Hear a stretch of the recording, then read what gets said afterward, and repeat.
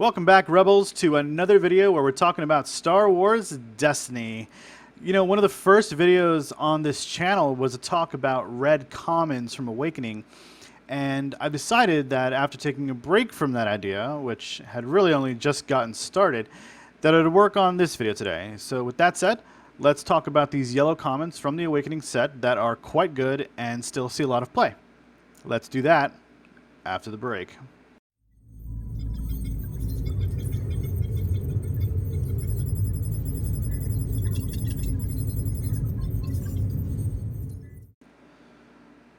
Alright, so here we are. At the time of this video, we're in the twilight hours of the Spirit of Rebellion Meta. So if you're watching this weeks or months into Empire at War, some of this information might be a bit out of date. And what I mean by that is that there may very well be some new cards that are strictly better than some of these cards that we're going to talk about today.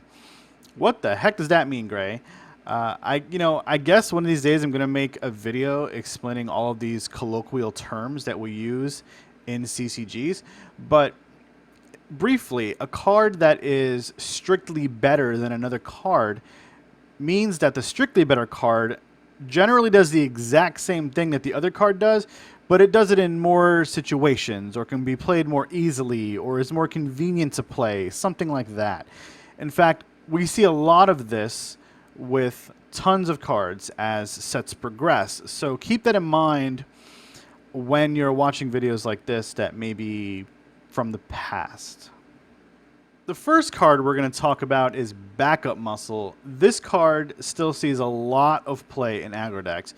Its effect is very annoying, and as a support, it has the extra effect of often being forgotten by one or both players. It's a pretty simple card, though. For one cost, you get 3 damage counters on it that you can use over the course of 3 rounds. The best part about it is the damage that this card applies is unblockable. You know, there's no currently any way to recharge supports like this, but there are supports or upgrade which use damage tokens to represent things like this on their card, and this isn't the only one. So like Con Artists from Spirit of Rebellion is another one. So, you know, maybe that's something we'll see in the future. But right now, this card is great because it's a low cost to get on the table. It's in a good color, being in yellow, and it can finish off a character without you having to overkill them with dice. So it's a really nice card, and if you're wondering how you can finish off your 28 card villain aggro deck and you want a little extra damage, you might think about adding 2 copies of this. He Doesn't Like You is hands down one of the best, if not the best removal card in the game. And here's why. Firstly, you're removing one of your dice for one of your opponent's dice. There's no requirement that says your die has to show a certain side or anything like that, which is a trend in some other color removals like red, for example. And that stuff feels very restricting. This card doesn't have that problem. It's 0 cost, and the only thing you need is a die with just a blank on the table. You can then remove any of your opponent's die from the board. That could be a 3 melee Darth Vader die, a Poe Dameron special die, a Launch Bay die with lots of range showing because they've got a full hand. And that's just the beauty of it, you know?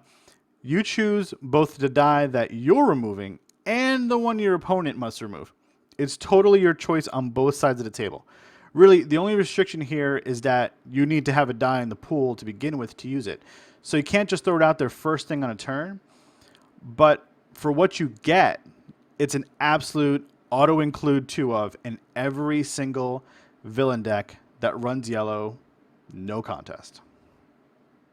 Lying in Wait is a card that is literally lying in wait to be amazing, and that's not to say that it isn't good now. This one either is or is going to be a staple in future villain mill/discard decks, and in some circles you already know that it kind of is because it does see some play, although it's nothing really crazy to write home about. For one cost, it can be very good situationally. You know, say your opponent has ended their turn early. Maybe their dice were like really cooperating with them, so they didn't have to reroll, if you know, much, if at all. So, you know, this is Destiny. That happens sometimes. So your opponent has decided to claim. So now you have free reign of the battlefield. You know, if you simply leave a die out in your pool knowing this is your hand, your next bunch of actions can just be discard a card to reroll, discard a card to reroll, until you just have this card left in your hand. Then play it. You've got 0 cards. Now they've got 0 cards. Another good use for it is when your dice aren't cooperating and you discard lots, then you play this card. You know, what I'm getting at is this requires a little bit of strategy to play. You know, it's not super high level amount kind of stuff, just an awareness of what you can get away with and when you should use it. Because when used well, this card can just end the game with a hand dumping effect, you know, if their deck's already gone. So it's something that they might not see coming because it is literally lying in wait. Scramble is a big time gamble card on one hand, and on the other, it can really get you out of a jam. Scramble is a card you see used in some control or mill/discard decks, or at least that's where I've seen it played mostly. Against an aggro deck, if you're staring down some lethal damage, or maybe just way more damage than you want to take this round or can handle this round, you can throw out a Scramble and make your opponent reroll everything. Now that's just it, and this is where the strategy for this card comes, because it's all of your opponent's dice. Not just some of them, or whichever ones you choose. It's all of them. So look at your opponent's die card, all of them, and make calculated decisions before you scramble their dice. Otherwise, they're probably going to scramble your character's face. So last but not least, we've got Unpredictable. This card sees a fair amount of play because it has Ambush, and because you can reroll your die or an opponent's die for 0 cost. So in theory, if you choose your die, you're looking to resolve it immediately by itself or as a matched action with other dice. And if it's your opponent's die, then you're looking to reduce the damage that you're going to take or remove something that you didn't like a discard or a disrupt. And then you get to go again and do something else with that ambush action. You know, maybe that's removing that same die that you couldn't remove the first time, or another die, or just doing something else in general. Obviously, it's ambush, so there's a lot of things that you can do with an extra action that you literally just got for free because this is 0 cost. And you're going to see this card in decks, in yellow decks, because it's neutral, so both villain and hero can play it. And in those decks that are really looking to get ahead on actions.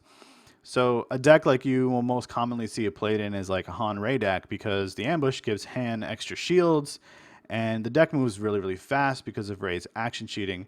It's what we call a tempo deck, but that's for another video. Okay, we've taken a look at the red commons and now the yellow commons in the Awakening set. I hope that as you look forward to the next set, Empire of War, that you're also looking back at some of these cards, because commons are the meat of many decks.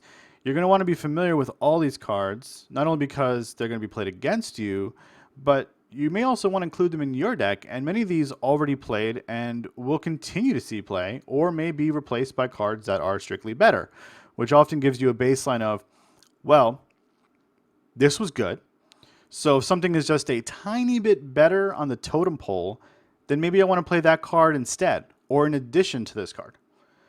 Right, so that's all I had to say about that for today. I want to thank you guys, as always, for stopping by and watching my videos. If you like what you're hearing, please feel free to subscribe to my channel and maybe even drop a comment. And let me know how you're feeling about this great game we call Star Wars Destiny. And of course, until next time, may the Force be with you.